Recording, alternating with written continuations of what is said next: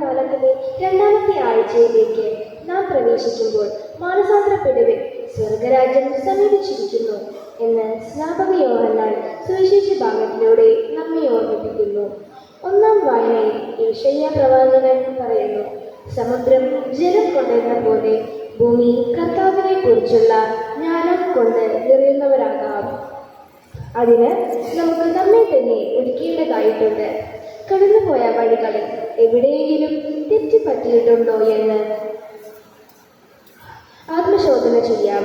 തെറ്റുകൾ തിരുത്തുവാനും നമ്മുടെ ഹൃദയത്തിലെ മാലിന്യങ്ങൾ നീക്കം ചെയ്യുവാനും നിർമ്മലമായ ഹൃദയത്തിൽ ഈശോയെ സ്വീകരിക്കാനും വേണ്ട ഒരുക്കങ്ങൾ നടത്തി നല്ലൊരു ജന്മദിന സമ്മാനം ഉണ്ണിയേശുവിന് നൽകാം.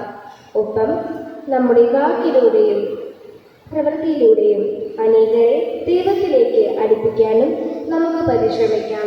അതിനുവേണ്ട കൃപാവരങ്ങൾക്കായി പ്രാർത്ഥിച്ചുകൊണ്ട് ബലിയർപ്പണത്തിനായി നമ്മെ തന്നെ ഒരുക്കാം.